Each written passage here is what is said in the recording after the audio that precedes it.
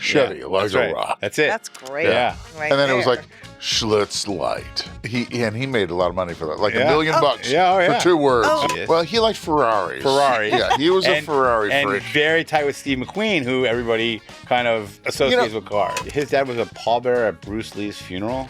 Do you remember Bruce Lee being around the house? I do. But Bruce Lee would come over to the house. There are a lot of kids in Beverly Hills who grew up where their outward facade was one of cheeriness and happiness, but the truth of their reality was not that. And let me tell you something. Here's what I learned from my parents about parenting. Don't do anything the way they did it.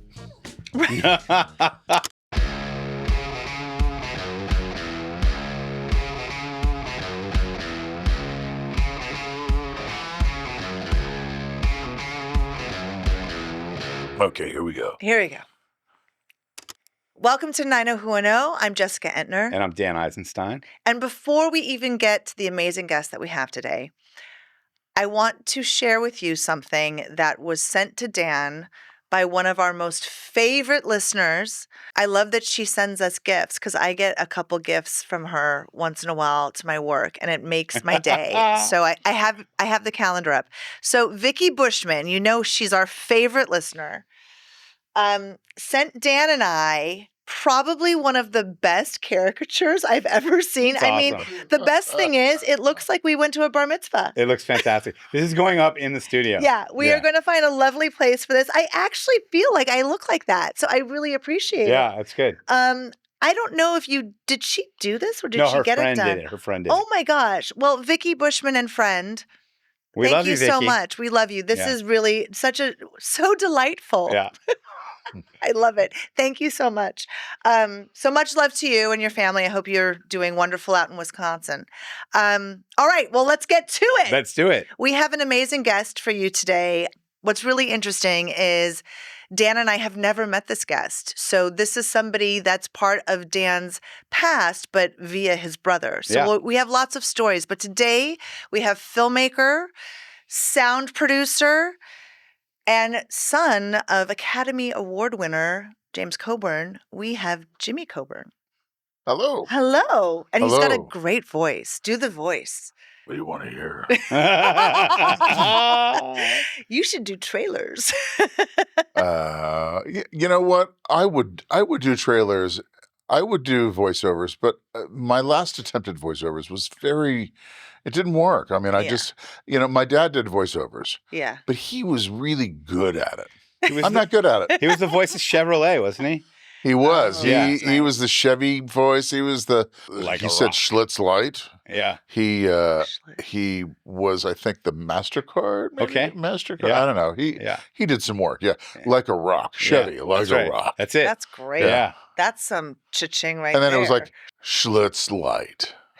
He made a lot of money for that, like $1 million Yeah, for 2 words or yeah. something ridiculous. $1 million, of course. Yeah, it was like $250,000 a syllable. Yeah. I wish I He's could like, make that. why Isn't do that I crazy? even need to do movies? Yeah, right. I need that kind of money. Yeah. Yeah. Anybody wants to pay me $250 a syllable? I'm ready. Just call me up. So it's interesting because when I came in, Dan immediately was like, well, I have to tell you a funny story. And I'm like, save it for the podcast. So can you repeat what you said when we first got in, like how this came to be, how Jimmy became a guest? So it's interesting. So Jimmy was one of my brothers. So I don't know. We haven't really talked about my brother Mark too much on the podcast. Yeah. So I had an older brother. I have an older brother and an older sister. I was same mom and dad, but my sister's 8.5 years older than me, and my brother was 12 years older than me. My brother passed away in 2007.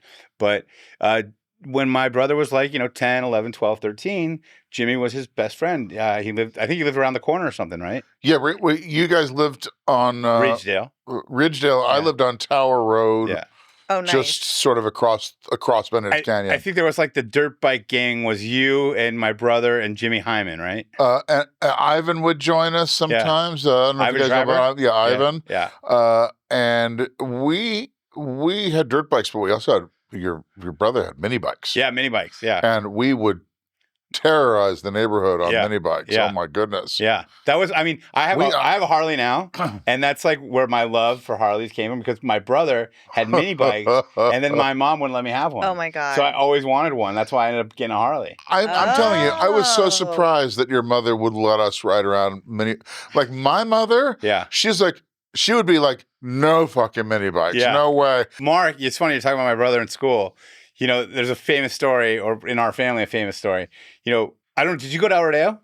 Yeah. Mark and I were in El Rodeo right. so this all started much earlier than 11. Oh, sure. Mark and I were in El Rodeo together, like at first grade. Six or whatever the hell. He didn't go to El Rodeo for kindergarten because he got kicked out of Buckley.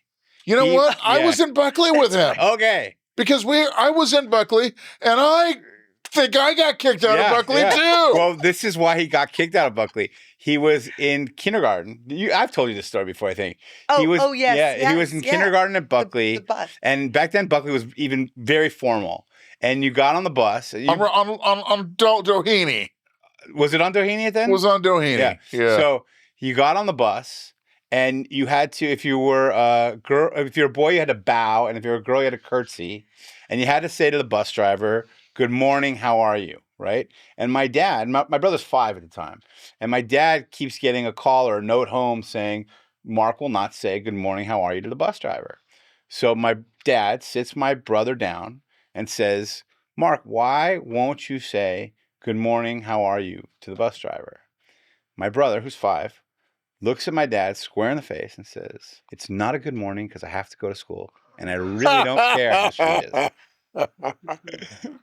And then he went to Rodeo. Yeah. I mean, and back then you could just send your kid to public school. Oh, you see, we followed similar paths because I had a hard time. I was at Buckley, and then I went to El Rodeo, and then we were in El Rodeo together for a few years, and I was in and out of that place. Okay. But it was, El Rodeo was crazy. And you know, there were some great teachers there. Recently, they've rebuilt the whole place. I would love to go to El Rodeo. But Beverly Hills has changed their whole system now.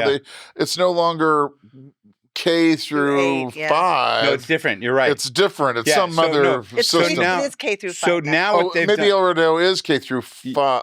Yeah. It's K through 8. Yes. It used to be K through 8 before. Now it's K through 5. They had the 4 elementary schools, and it was K through. All of them were K through 8. Now they just have 2 elementary schools, El Rodeo and Horseman. They turned Hawthorne into the district offices, administrative, and El Rodeo and Horseman are K through 5. Beverly Vista is everybody 6 through 8, right? And then they go to the high school. It's not a good model. You know what? I liked their original model, but the truth is they don't have the people to support it because the population of Beverly Hills kids, it's changed. It's way down. It's down. Yeah. People can't afford to live in Beverly Hills for crying out loud. No. A family, Beverly Hills. See, when we grew up in Beverly Hills, when me and Mark grew up in Beverly Hills, it was a village. Yeah. We would ride our bikes down into Beverly Hills and screw around and terrorize and steal. We were great thieves. I mean, look out, thrifties. You know what I mean? We were terrible. Yeah. But I mean, I think that was pretty. I feels like it was pretty normal for kids in Beverly Hills at that time. It was. It's funny that you say that though, but I mean, those days made such an impression on my brother because growing up, all I would hear about is when Jimmy and I were 10, we'd go here, we'd do this, we would do that. You know, I'm like, I'm locked in the house. They won't even let me leave. They're protective of you. They were more protective of me. Were. I mean, I as I got older, I hung out on Walden a lot, which is where my grandmother lived, and I'd be around that area. But yeah, see, I suffered the same thing with my sister. Yeah, my sister was older. She was much more free. Yeah. Right. I mean, much more free than I was. And by the time they got to me, my parents didn't even know what to do. You know, they literally, and I'm sure that your mother's instinct was to just protect. The nice thing though is my mom had started to get a little bit older and my dad too. So they were kind of, slowing down and not quite as hands-on, Right. So I was able to, finagle some freedom out of that. But yeah. Like I said, you basically were like this legendary figure to me growing up because awesome. Mark would talk about, when Jimmy and I would hang out, when we would ride dirt bikes, when we would do this. Oh, that's awesome. Yeah. And that's what we did. We owned the hills too, though. Yeah. The mini bike thing, we would cruise around on mini bikes, Yeah. and we would hide. If there was a cop, we would run. Yeah. Seriously, I mean, they didn't know. We'd go in different directions. They were screwed. They Yeah. couldn't. Yeah. They didn't know what. And you were little too, They're like, oh well, right? they were just they're just kids. Yeah. Or I don't even know what they were thinking. What was it like when you were a child with your dad being who he was? And I mean, Beverly You know Hills what? must I have don't felt know what it was kinda- like. It was completely normal for me. Right. So I don't have anything to compare it to really, except that growing up with a famous father, we'd be at I don't know, we'd be at a restaurant and we might get hassled for an autograph or something like Right, that. right. But But you didn't see that. Like it wasn't. no, you know what? Did he I take you didn't to know. stuff as a I kid? didn't understand necessarily why, if we went to the Hamlet in Beverly I Hills, missed that. why they'd put us right in the middle of the room. Right. Yeah. But that's what they would do. Oh, Right. James, go put on. Yeah. And I didn't know, didn't really know, didn't really care. Yeah. And I knew what my dad did. I would hang out on sets as much as I could, or as much as he would bring me to do. But you know what? It's funny because, and I think we're going to talk about this later, but I ended up working in the movie business, but it was never my desire. Yeah. Really? Yeah, I never planned or even thought I would work in the movie business, but that's where I ended up. And Yeah. I want That's kind of like me. I have to be honest. I Yeah. had no idea why I just ended up here. Yeah. Yeah. Yeah, we are definitely going to talk about that. But That's your great. dad, even though he was this legendary actor, when I was doing a little research on him last night, I mean, his dad was a pallbearer at Bruce Lee's funeral. That's Oh, true. Yeah, Wow. yeah. Yep. Okay. And they were like Like, very, hold on. very, very. They were good friends. Yeah. They were good Like, buddies. do you remember Bruce Lee being Oh around man, at the house? I do. But Yeah. Bruce Lee would come over to the house. Yeah. Bruce That's Lee used to do a few insane. things. I know this is going to sound crazy, but he would bring me little packets, not so small, like a packet like this, Mhm. all like packaged up sweet Chinese pork, Mhm. like pork jerky. Yeah. But it was red and it Uh-huh. was sweet. It was like candy meat. Yeah. He would bring that because That's he had a great. place down in Chinatown that he would work at, and he would also bring me these little Chinese shoes. Oh, wow. Oh, You know, I the know little exactly. black The shoes to slip-on work out in. ones. Yep, Like, the they little- look like yeah. Toms. I know He Yeah, always yeah. he'd always make sure I had a couple pairs of those. But I would watch Dad and Bruce Lee work out in the courtyard, Yeah. and they would punch this bag that probably weighed 300 pounds full of rocks. Yeah. And they would kick it and punch it, and I would just watch. It was, I mean, and Bruce was an amazingly nice guy. Yeah. I think he had kids. He liked kids, so Yeah. it wasn't like go away. It was He Yeah. seemed like he would have been a nice guy. He would have Yeah, been like warm yeah. to kids. Yeah. Wow. he was good. He Yeah. and he was good to me. Yeah. He was nice to me. So I Yeah. was I used to and look, I loved his movies too. Yeah. Though I was also a fan, so Yeah. I was a little starstruck, but because of his movie. But it was Yeah. it is what it is. And you know what did not surprise me much because I knew, I don't know, I associated with you with the dirt bikes from Mark. So the automotive thing is not too far. Your dad was a big car enthusiast. Well, he liked Ferraris. Ferrari. Yeah, he was a And- Ferrari and freak. very tight with Steve McQueen, who everybody kind of associates with cars. If Steve McQueen was, they were buddies. I don't know how tight they were. I Okay. think there were moments where they were tight. Yeah. And Steve was really into bikes, though. I Okay. mean, Steve liked motorcycles. Yeah. I think maybe more than cars, but Yeah. he liked motorsports. The article that I read last night said that your dad actually introduced him to Ferraris. It could be. I don't know. Yeah. Who knows? Yeah. I know that my dad's Ferrari, the one he drove around for years and years and years, was a '61 short wheelbase California. Wow. It was an extremely rare car, and it was a daily driver. Sure. I mean, That's what they were made for back then. It was. Yeah. He'd get in the car, he'd go do what he needed to do, and it was great because I could, like, let's say my mom and dad went out for dinner, Yeah. or to a party, Yeah. right? So I would stay up, of course, and I'd watch TV, which I wasn't supposed to be doing Right. at 11 or 10 o'clock at night, right? Yeah. And I'd sit there and watch TV, and I would listen because you could hear the Ferrari Right. come up Tower Road. So I would have at least, a good 90 seconds Yeah. of, okay, douse the lights, put everything Yeah. where it's supposed to be. funny. And so, but I could always hear that car Coming. roaring up Tower Road. Yeah. He would always, and I was like, oh, there they are. Okay. That must have been a great car to like get a ride to school in. I'm not sure. I don't think I ever made it to. I don't think he ever. I'm not even sure that ever drove me to school, Or picked even you up? once, in any car. Wow. Yeah, I don't think he ever. Yeah. And my mother, maybe drove me to school maybe once. Okay. Maybe once. Yeah. But it was me on a bicycle. Yeah. Oh, yeah. Or it was Andres, the gardener, Right. in the 65 caddy limo that we had. Yeah, that's cool. Until he crashed it. Oh, geez. Yeah, it was black. And Yeah. it was Oh my God. gray interior. Dude, you'd picture That is Elvis coming out of this Yeah. thing, That is- I got dropped off. That is like almost embarrassing too when you're a kid. No, it is embarrassing. Yeah, you're like, you don't want to show up God. at El Rodeo No. in a limo. No, And we did. And it's like And every we did. kid feels like that would be awesome, but deep down, it's really kind of It like can be, yes. It could can be be. if you were like, Listen, That's so funny. I mean, but I can relate to what you're talking about. Dan's like, I loved it. Personally.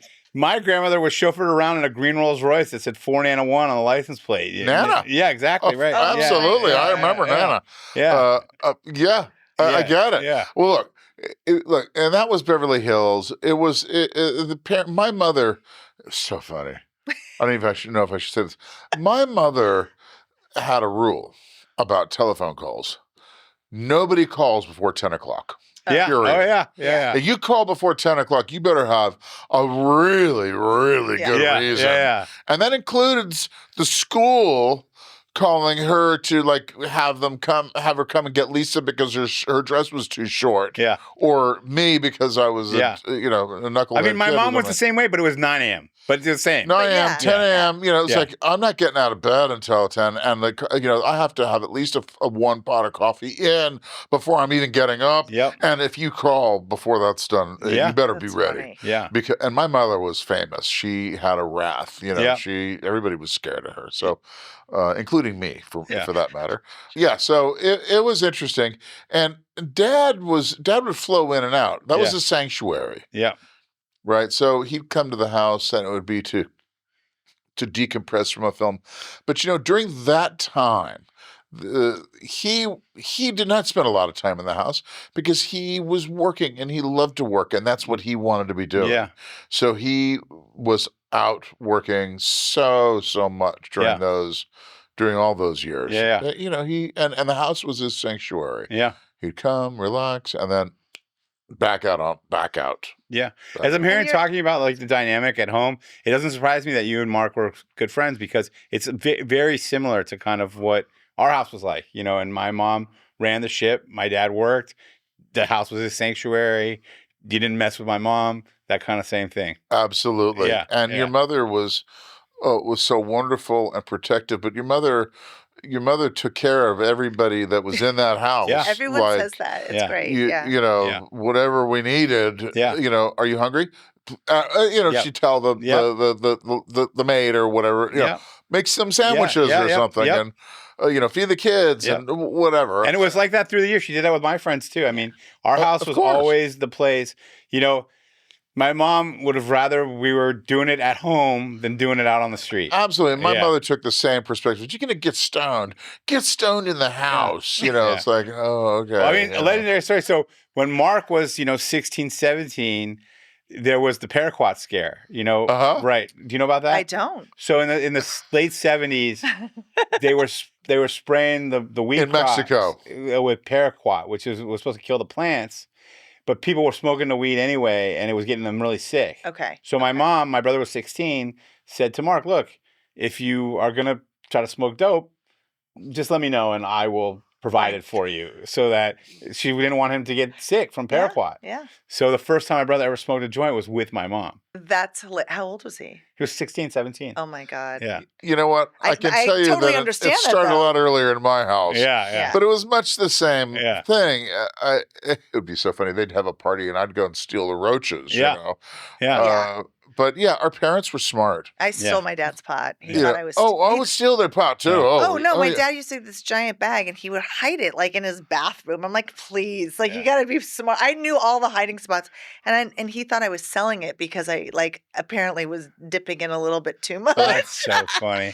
You know, it's funny. You Our probably smoked some of it. parental drug use. Oh, it's 70s, 80s. Yeah. And you know what? They used drugs, and because they used drugs, they couldn't tell us not to use drugs. Yeah. Right. And They so literally couldn't say, "Listen, you can't smoke pot." Fuck you! You smoke pot and a bunch of other things. Do you know how hard DARE was for all of the kids who like had parents who they knew did drugs? I'm like nobody was. Oh my God! Sorry. I'm going to go on a tangent for 2 seconds. Yeah. I was watching Instagram stories and somebody posted a Punky Brewster episode where like 5th graders are like, "Hey, do you want some nose candy?" I'm like, none of this ever happened because we got it from our parents. Yeah. That's where we got the drugs. Like all of us got the drugs from our parents. Yeah. That's right. Anyway. Nose candy included. Nose candy did not come from a 5th grader. Listen, when my mom caught me on the roof with a bong, she wasn't too happy about it. I'm I actually never did Coke because I didn't like how it made my parents. Funny. I've never done it. Everyone's like, what? I'm like, I knew I'd have a problem. Yeah. And I've always disliked people on cocaine. I think they're assholes. And this like thing that I can't. You know, I find it amazing that people still do cocaine. Me too. But people still do No, cocaine. wait. It's big. It's like a big huge. thing. It's huge. And I'm like, with the fentanyl aspect of it, it's just stupid. Well, that is true. I think doing hard drugs today is certainly not like it was back then because there is the fentanyl issue, and it only takes 50 or 70, 100 micrograms. Micrograms of fentanyl to kill you, and that's very, very scary. And it didn't exist when we were. No. It's even weed. I mean, weed is they say it's so much stronger because it's like super potent. It's ridiculous. I mean, we used to we used to smoke just like we smoked everything from like good indica to like funky stuff from the gas station. Yeah. Gas station weed. Oh yeah. Oh yeah. Like, some rando. But like it was no, it's clear. It's amazing we're alive, to be honest. It is amazing. Between like having zero guardrails, really, you're cruising around, stealing your parents' drugs, stealing cars. Right. It is amazing that most of us came out like intact. No seatbelts. None. No airbags. No. I mean, I drove around in a Volkswagen that, actually it's probably a stronger car than some of the things that they're making today. Yeah. But my mom had a 280 SL Mercedes, which was and when it got stolen, she cried for 2 weeks. But because it had been like attempted to be stolen so many times, the locks didn't work very well. So my mom would take a turn fast and my side door would fly open. I literally must have been, we were on the corner of Laurel, I will never forget this, the corner of Laurel Canyon and Moore Park, leaving Campbell Hall, which is where I also got kicked out of school and in 3rd grade, and very proud. And she took a left, and all of a sudden the door opened, and there was no seatbelt. It was like those buckle ones. And I'm like, hanging out the window. She just like grabs me and pulls me in. But it happened like multiple on Laurel Canyon. Yeah. Yeah. So it is amazing that we're still safety protocols have gotten a lot better. Oh yeah. So much. But the thing is though, is that so many of us have survived that. We came through that. We somehow miraculously were not, killed or maimed or broke our, even when we were riding the bicycles, we would ride big wheels down my street, which was a two-way street, sideways, sliding, like, what if a car comes up? Well, what if a car does come up? We're big wheeling. You better watch out for us, I guess. It was Beverly Hills 11-year-old privilege. I don't know what the hell it was. Some of it's a bummer because I do feel like the kids need that. There is that side of it too. There is a big I'm always telling my son to like go ride your bike because we have tons of kids in the neighborhood. Yeah. So I'm trying to work. I think there's been a big shift too. Like we all grew up like that. And then like a bunch of people that watched it was like, okay, now I'm going to become helicopter parents. And now we're in this bubble. So it's like you got to break through and like let your kids back out again. I don't know. Yeah, no, I think you're right. I think, and let me tell you something. Here's what I learned from my parents about parenting. Don't do anything the way they did it. I'm serious. I mean, I'm literally serious about that. I saw them as an example of what 100% what not to do. It's true. Now, I didn't become a helicopter parent, but I did become a parent that wasn't going to inflict stress on my kid. Yeah. Yeah. And I think that our parents, whether or not they intended to, did inflict stress, and they were not perfect. Unfortunately, as much as we love them, they were not perfect. My mother had no idea what she was doing, not really as a parent. My dad, they weren't really interested in dealing with children. The truth is, they wanted to party and hang out and go and carry on and go travel. And so children were actually something that would hold them back to a degree. My mother would go on trips for 2, 3 months, 4 months at a time because she knew that the house was covered. Right. Yeah. But that's not good parenting. It's not. No. It's not. I experienced that a little bit too. I know exactly. I mean, that is not good. That's not good parenting. There was, and unfortunately, I think that there are a lot of kids in Beverly Hills who grew up where their outward facade was one of cheeriness and happiness, but the truth of their reality was not that. Well, because money and all that outside stuff is not what's going to make a kid dad's happy. coming home and being drunk, and fighting with the mom who's on Valium, and just like a whole generation of people who were literally taught not to have an emotional response. That's it.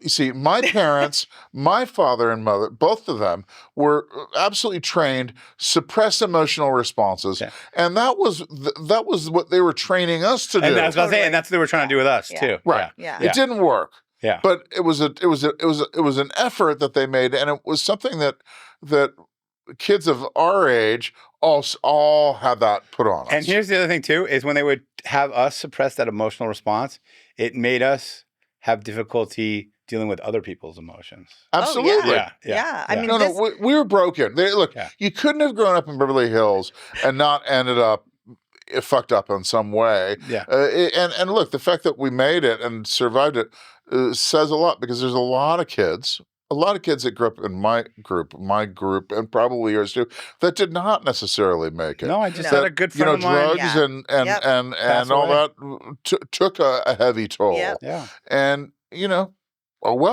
mean, a kid that I went to El Rodeo and Beverly with, and his dad went to Beverly with my mom. He just passed away, and he just never could deal with those demons. Yeah.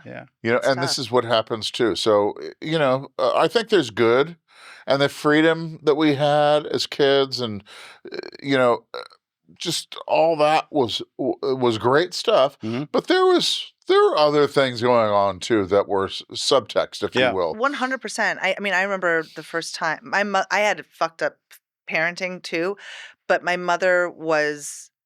I was raised by a single mom, and so she was almost overbearing in a lot of ways, where I was her person, but we would get into fights, and I was like, I'm not, go away, Dan even said, like, Talk to the hand. I don't remember you really having any rules. I'm like, I didn't. Yeah. My mother would say to me, don't make me be the cop. Well, I want to ask you something. Then don't become the fucking cop. That's what it was. I remember my friend, so my mother was very nurturing in a lot of ways, but I remember going over to a friend's house, and her mom would say goodnight to her over the intercom. And we were 12. Wow. All right. And I was like, really? Like, there's no love, there's no hugs, there's no... Hey, my mother... that really you could feel in some homes. Sure. I remember going to homes where you could tell that the kids were a full-blown inconvenience. I was like, oh, this is different than... My mother's a pain in the ass, but she's everywhere. Let me tell you something. At my house, during the weekends especially, because the housekeeper and cook and everybody was out, right? So that intercom... I might be in my room with 5 or 6 people, and we're hanging out and maybe doing some bong hits or whatever, and that thing will buzz, bzz, Yeah. and the whole room goes, shh. Hello? Yeah, sure. Okay, I'll be right there. And I'm like, it's like, oh, hi, paranoid. Yeah. You want gin and tonic? Okay, I'll be right there. It's like, because you became the cook. I became the servant. Yeah. When the weekend God. happened, Okay. I'm the So, servant. Oh my God, I was my mother's This is ballet all ringing as well. true with me as well. I Jesus mean, Christ. yeah. But I didn't have a cook Yeah. don't forget, single mom, 2-bedroom condo. Doesn't matter. My mother would make me wake her up. I used to have to get myself ready for school. I'm talking about the age of 7. Yeah. And then make my mother a cup of tea in one of those old school cups that you used to put in the car that had like the sticky bottom. Yeah. And mommy dearest. Yeah. Wake up.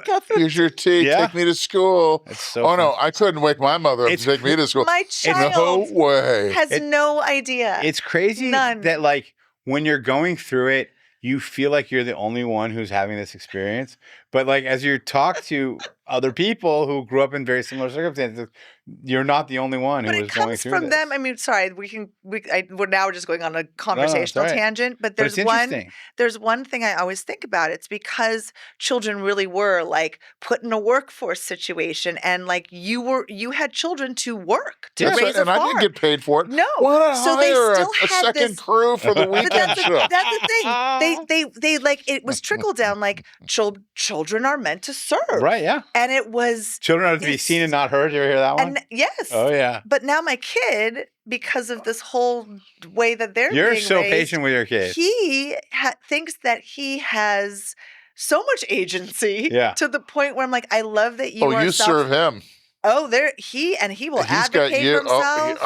But I you won't. serve. I put my foot down. But I will. But yes, it's But like. you're patient, but you do put your foot down. I mean, But today he you is, I will say, I'd love a nice medium because I think it's almost too far gone. Where now he thinks everything he says matters. Yeah. Like he has an opinion. I'm like, listen, I'm still paying for everything. Yeah. You don't get opinion on whether we have Netflix with ads or not with ads. I can mean, tell you something. This changes because in my house with my daughter, we've raised her so that she leads the way in terms of her interests and her education and all that stuff, right? Mm-hmm, mm-hmm.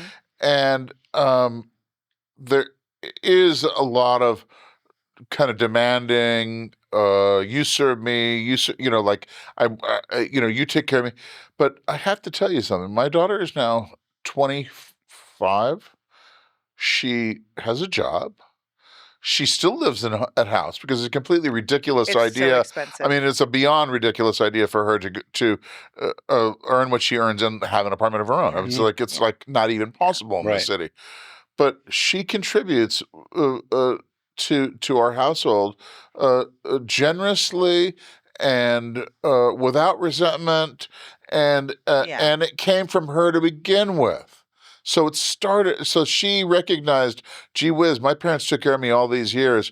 Me kicking down a couple $100 to help them out with the phone bill really shouldn't be too big a deal. Yeah. So she does it willingly and happily, as opposed to with a resentment. Right. Which is what happens amazing. when you grew up the way we were growing up. Yeah. It turns into resentment. Yeah. But so I flipped that. I had to flip that. Yeah. And that's good. I mean, she is the most delightful person. That's awesome. It's amazing because I think it's because we didn't do what my parents did, right? Or by the way, what my wife's parents did, which is much the same thing. They grew up in show business. Mm-hmm. Robin grew up in a bassinet on the stage. Yeah, literally, her mother's singing there, and the baby's right here. Yeah, traveling the world. Yeah. So, but it's awesome that you guys had the wherewithal to slow down and think about and make some conscious decisions rather than just going with what had kind of been like programmed to you. You know what I mean? 100%. 100%. And thank God for my wife because she's the driving force behind coming to our senses. Yeah. Right. Yeah. Really. I want to ask you about your career, but before we get into that, was your mom in show business, or how did your parents meet? You know what? It's in the book, and I don't know. Let's talk about it. We're going to talk about it. So there is a book. Did you write the book? No, my wife wrote the book, and it's about your dad. It's my dad's biography. It's his words. Uh-huh. There was a series of recordings that were made. Mm-hmm. So Robin transcribed, researched, basically for every statement that Dad made, she came up with a proof for it, Mm-hmm. and she wove a story. It's quite good. It's called Dervish Dust. Dervish Dust? Dervish Dust. Yeah, and it's by Robin Coburn? It's by Robin Coburn. And can you find it on like Amazon? Amazon. I think they tell us that we need to send them to the there's a link. We'll do it. It'll be right here. Put the link up. But, yeah, we don't have the link, but I'll send you the link. What is that title? Was that from Dervish Dust? Dad liked the Whirling Dervishes. Okay. I don't even know what that is. A whirling dervish? Yeah. Oh, you tell him. Do some research. Okay. He liked the Whirling Dervish, and I don't know. Okay. Well, that's gonna look. The alternatives. Ask Robin, this is what he's saying. Alternatives were, if you want to find out about the book, we should have Robin come in, and you can talk about the look. She actually would be great for this because she could tell you lots of sort of Hollywood stories and tell you about James Coburn. She can tell you about James Coburn, and then she'll tell you to go buy the book. Yeah, of course. Yeah. Anyway, no, she wrote the book, and I don't know if it was successful or not. I mean, they sold copies of it, but people are interested, and but it is very well written. It's extremely well researched. It's very comprehensive. Yeah, and it's interesting because if you like Hollywood stories, man, they're in there. Yeah, right. Oh, cool. So yeah. Let's talk about your career a little bit. So you were a sound mixer and boom operator, right? So really, I started out as a boom operator in sound. Now, I didn't intend for that. I was at USC doing music school. I was at the USC School of Music to learn how to do recording. And you know what? I became a little disillusioned because I started going around to recording studios, to find out, okay, well, what, I'm almost done with this. Yeah. This is the next step. What would you have me be doing? Oh, you're going to have me sweep the floors and empty the cigarette ashtrays and make coffee for a year or two. Yeah. Fuck that shit. I mean, I was really, I was like, that wasn't what I was prepared for. I was prepared for, I'm going to own this business. But the thing is, it's interesting. During that time, recording studios were spending lots of money on hardware. It was a transition to digital, and it was very expensive. I mean, it was you had to keep up with the Joneses. If you got an Eventide, I had to have an Eventide. That's, another 10 grand down. So it was it was an expensive time to be in the business.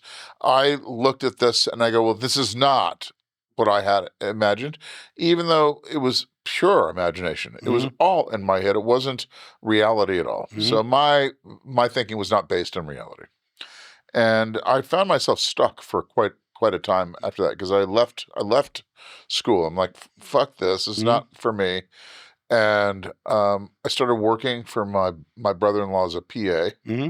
Man, was I a bad PA. I mean, I would never hire me. Yeah. No way. God. No way. I feel like that's a rite of passage. In doing, again, some research last night, you worked on a movie I love, Stanley and Iris.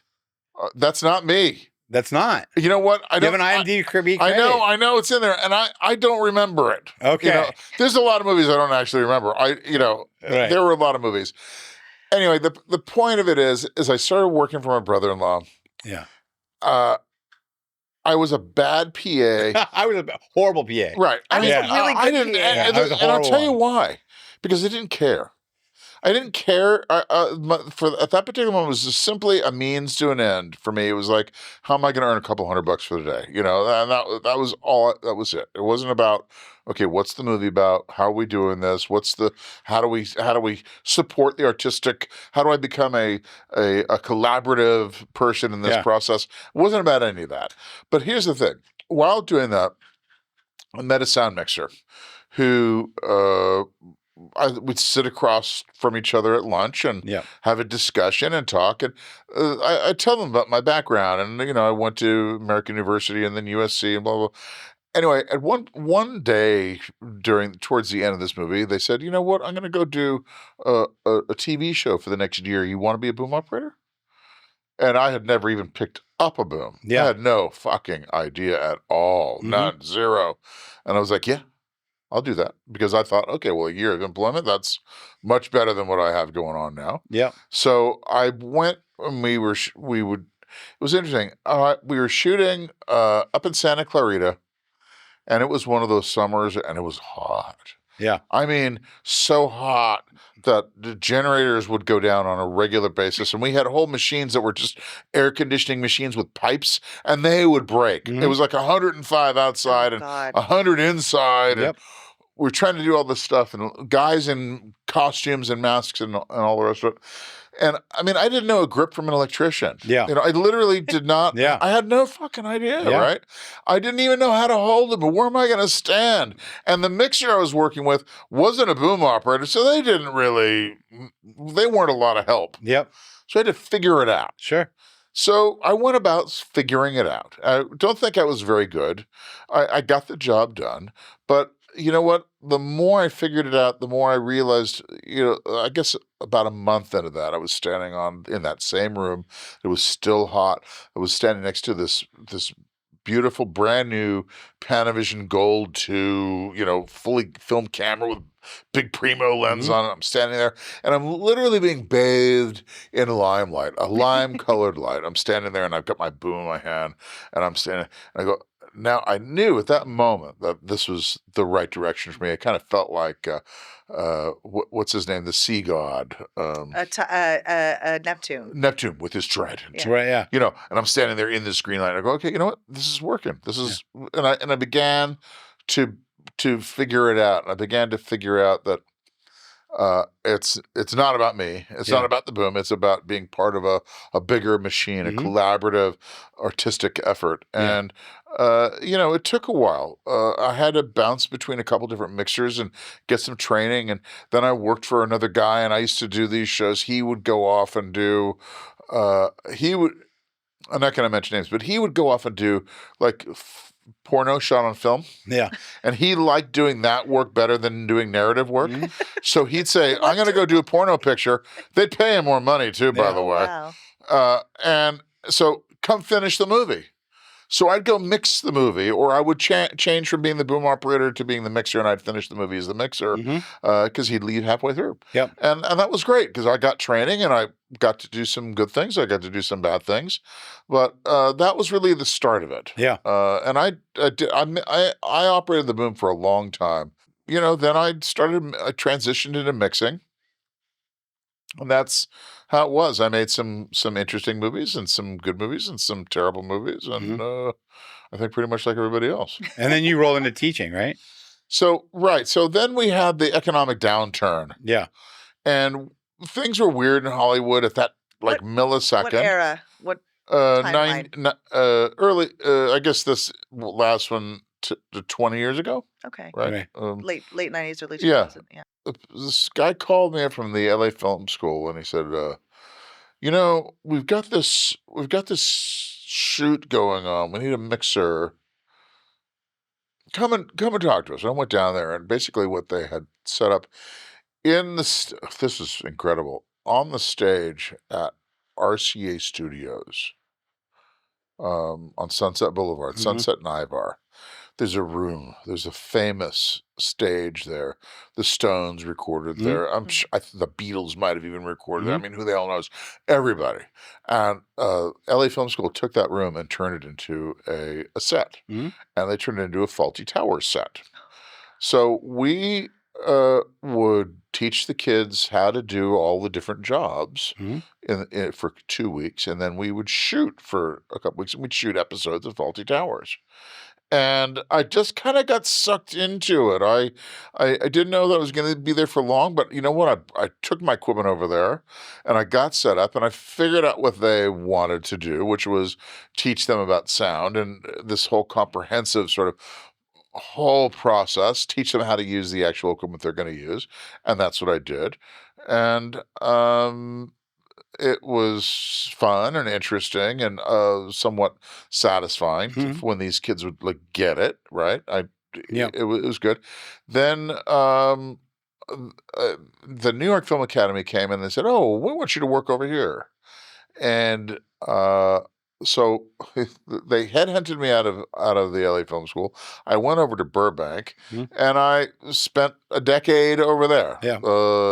And it was interesting. I worked my ass off, and then they blindsided me, and it was over. So, Yeah. you know. Well, it was I'm a good while it product lasted. of the New York Film Academy. What? I'm a product of the New York Film Are Academy. you? Yeah. In LA? actually New York. New York, okay. Yeah, and had one of the greatest experiences there, actually. Do you know a guy named Adam Stoner? I don't know Adam, but I know the name. Yeah. So Adam taught in New York, and then when they opened out here, he came out here in like 99, 2000, and started the one out. He was one of the early staff members of the staff out here.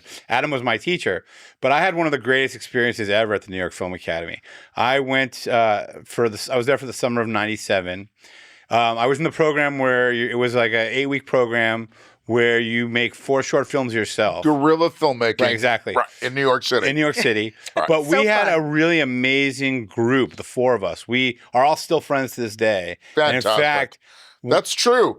you know, that is true. When you're in film school, if you're in a good, decent film school, yeah, if you have people that are good, Yeah. you're going to remain friends with them for the rest of your life, and you're going to be collaborators with them for well, the and rest of your life. that's it. And one of my friends actually moved out to LA because of it. And he and I are like really close friends, Tommy Reed. Oh, yeah. Who we had on the show. Yeah. And he actually became somewhat of a successful filmmaker. But what was really cool about our group was instead of making 4 individual movies ourselves, was we made 16 movies together as a group. Do you know what I mean? And one of our guys in our group had a little bit of money to spend, Dave Faustino. Right. And so the final one was like a group final where we really all in 8 weeks. Too. All in 8 weeks. See, yeah. they changed their model. Yeah. It's interesting. The New York Film Academy has moved to a much more academically based model. Yeah. And unfortunately, I mean, this is an opinion, but they lost their leader. Was a guy named Jerry? Yeah, Jerry Sherlock. Yeah. He was the leader. He wanted to teach kids the short and dirty. Here's how to use the equipment. Go make a movie. Yeah, you know, and that was his perspective. And he advertised the place. He advertised the shit out of the place. He did. You couldn't turn around in LA, especially without seeing a New York Film Academy sign. Yeah. And you know what? Because of that, the place was packed. Yeah. We had incredible enrollment. Jerry died. Yeah, I would assume he was. And when Jerry died, his son took over. Yeah. They hired someone else to run the place. Yeah. And they stopped advertising. Yeah, that was a mistake. And when I was with the one in New York, when I was at the one in New York, there was a lot of international students too. Still is, still there, by the way. Yeah, and it still is highly international. Yeah. Both of them are, and they have a campus in Australia, the Gold Coast, and in Florence, which isn't. I mean, they are, but like they don't send us out to teach at them, which I think they probably could have. Anyway, you know what? I'm mad at the place because they blindsided the shit out of me, and they treated me badly. I get it. And that was unexactable. Yeah, I get it. So just back on the guerrilla filmmaking thing. I mean, you brought up a story that something that reminded me of a story. I mean, like. You're right. They would send you out in the world and just say, "Go make a movie." We'd hire a cab and say, "We need to shoot in your cab. We're going to pay you, here's an extra 50. Yeah, here's an extra 50. Right. We need you for 20 minutes. You know what I mean?" And Tommy, he has the gift of gab. Yeah. And Dave, one of my best friends is Dave Faustino, who was Bud Bundy on Married with Children. He actually wanted to go to the New York Film Academy. Didn't want to go alone. Said, "Come with me." We went together. Awesome. Yeah. So, I mean, we shot on the New York subway, right? And we're shooting a scene on the subway while it's like actually being a subway, right? Of course. And of course, the Metro Transit officers come on the subway and they see Dave. And they're like, "You guys can't be shooting here." But, there's Bud Bundy. And so Dave's like talking to them for like 10 minutes, taking pictures, signing autographs. Meanwhile, Tommy and I are shooting the scene while Dave is like bullshitting with them. And by the time they're done, we're done. It's over. Yeah. Fantastic. You're like, we really did guerrilla guerrilla filming. Yeah, that's fine. Yeah. And it's, again, like we want students to go out and shoot movies. But I have to tell you, the obstacles that have been put in their way today are much greater than they ever were, especially in LA. In New York, you can still pretty much do whatever you want. New York was such a great experience. But LA, you have to have permits, and they really they make it hard. Burbank as a city specifically makes it really difficult for our students to actually go out and do their thing. It's tough. And you know what? Making movies is hard. Being a film student is hard. There's no doubt about it. It's a hard thing to do, but when you get it and you do that and you understand it and you're able to turn that action into real knowledge, it sets off some artistic dominoes, which is amazing. A great experience. One of the greatest. I mean, you've heard us talk about it. I mean, it was one of my greatest experiences. Yeah, well, that's awesome. Sure. I had no idea, but again, Well, and that it's funny. I knew you were a teacher, but I didn't know at the New York Film Academy until actually last night. I went on your Facebook, and you have it listed on there. I was like, "Oh, that's something I'm gonna bring up." Yeah. So a couple things with Mark and your sister. Me, your mom and dad. So your parents or your mother, I'm not sure who it was, ordered a station wagon. Okay. A Chevy. Big, beautiful, fucking deluxe everything. Big motor, ready to literally so we could pile the kids in and go and do shit. Right? So they literally had just got the car, I think, that day and we all piled in and we went on that Vegas trip. Okay. We're halfway to Vegas and the car breaks. Okay. The brake system, because the brakes had been put on or something the whole time we were there. Right. So we had to stop. And like a couple hours, they had to fix the car and go through all this shit. We get back in there and back into Vegas. I don't know where we stayed. It could have been the Thunderbird, which was a place back then. And you can see in the picture, we all have our little goodie bags. I was always treated just like your sister and your brother. I mean, I was one of the kids. I was one of your mother's children. Right.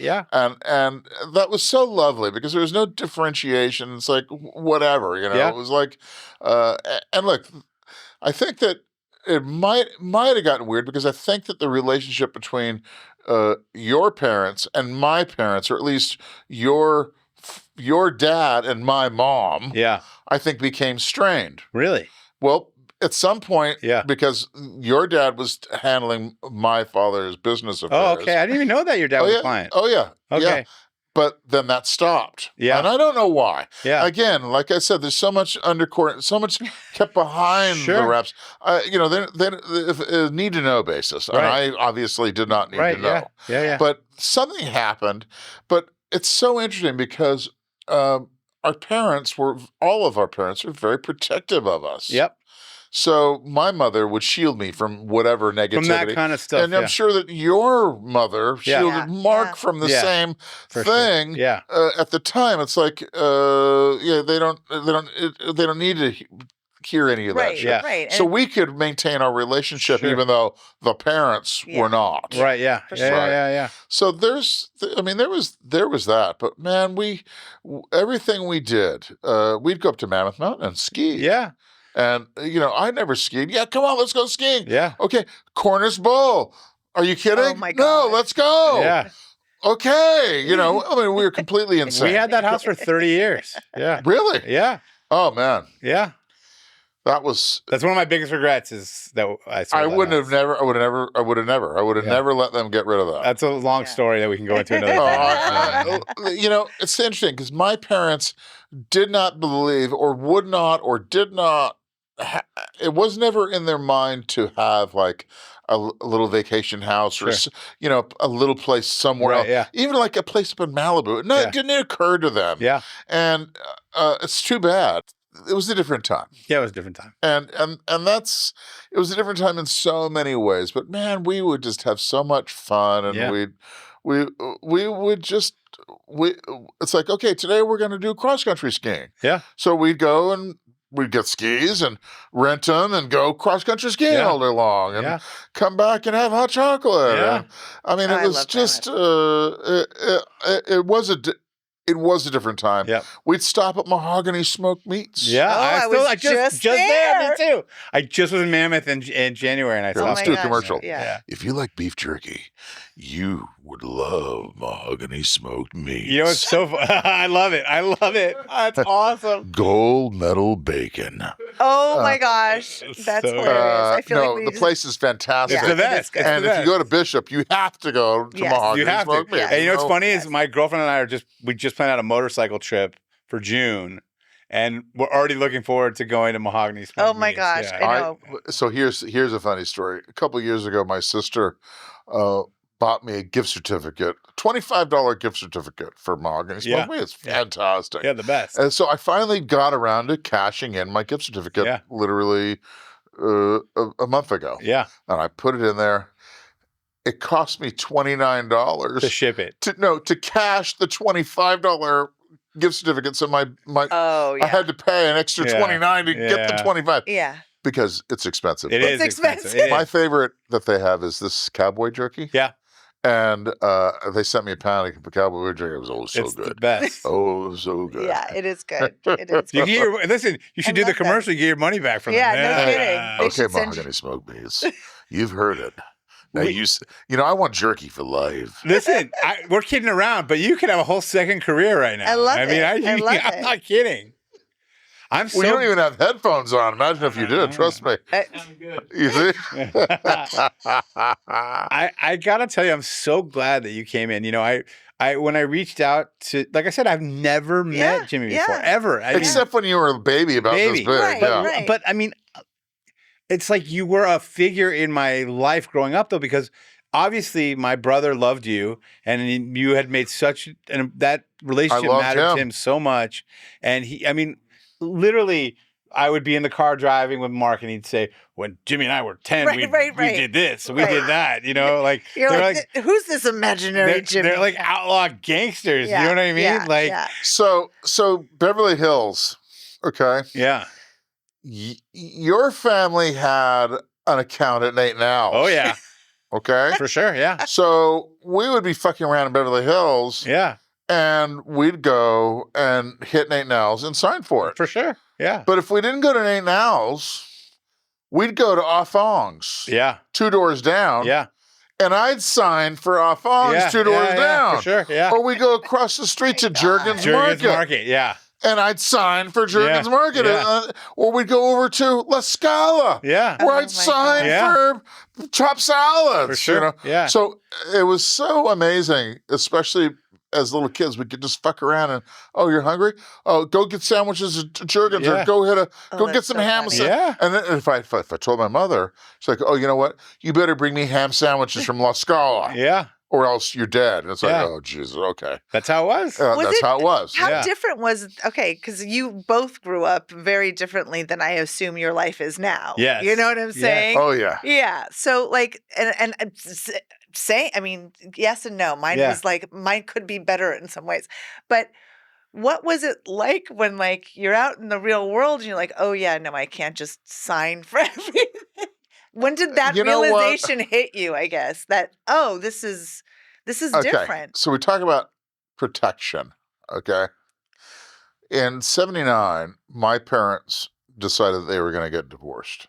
Okay, I was going to ask you if they were still together. And there was no indication that this was going to be a smooth, easy, quiet, oh, sure, here you go, kind of a thing.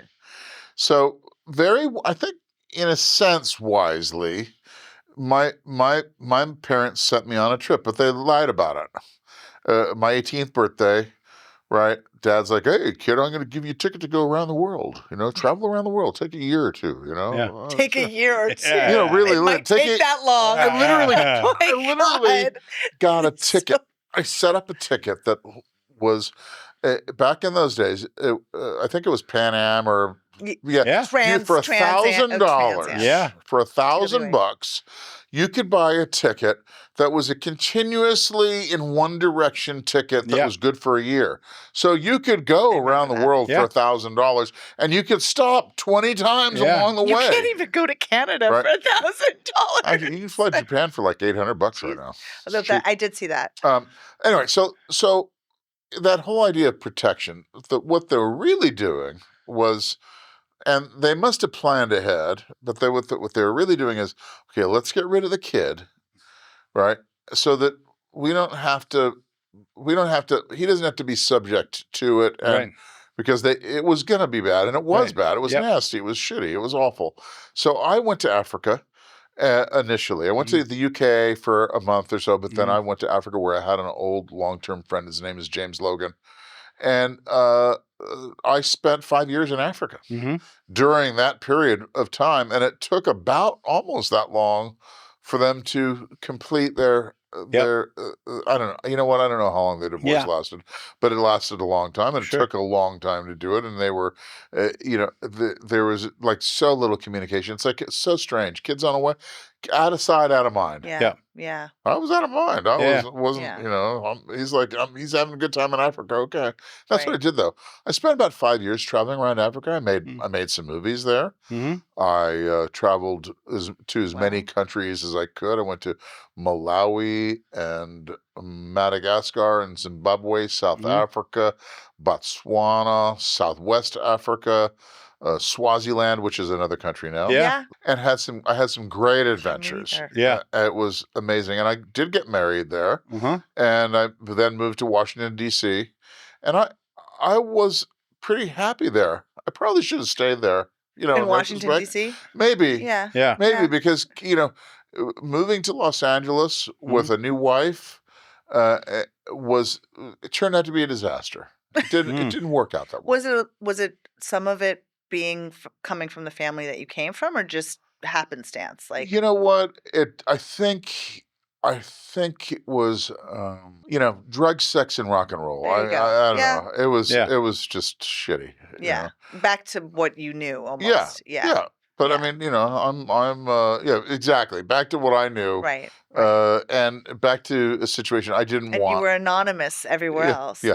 Exactly. Yeah. That's interesting. But, so, now it's wonderful. I've got a 20-plus-year-old kid. I've been married for 28 years. I have a house in Mid-City. Good for you. Yeah, right. That's success in LA now. You know what? That is success. Home? And it's like, I do. Okay. You know you what? made it. I do. And I have to say that earlier we were talking about residuals. Residue. And my house is truly residue of my father. Because my mother got the house from dad in the divorce. Yeah. And then my mother moved houses and did all this shit and went through as much as she could. My sister and I came together and we and you know what? I have to tell you, it was wonderful because my sister and I came together to manage my mother's estate. Right. Yeah. And, in Hollywood especially, and just in my life, over and over, I've seen family literally become destroyed over, the estate of the parents. We'll talk about that offline. We can. But my point is that we, my sister and I, we were in the hospital with my mother, and my mother said, look, you guys got to do it. You guys got to take care of it and split everything and be nice. And we promised our mother that that's what would happen. A couple days later, she was dead. Oh. And we didn't expect it. But the point is, my sister and I came together and we figured out a way and we pushed through it and we did it. Yeah. And it did not destroy us. It did not destroy the family. It was not destructive. It was positive. Yeah. And the end result of it is that we both got our houses, and it was all through residue and residual from one to the other to us. Yeah. And that's what I think that's a great thing. Yeah. I feel like that's a super fortunate thing. Not everybody has it. No, it's tough to have that stepping stone, even just to get that down payment. You know what I mean? Oh my God. Yeah. Helps so much. Yeah. Yeah. And so, thanks to the gods and thanks to our parents and family that they had enough so that there is residue, because a lot of people don't have any residue. Right. You got it.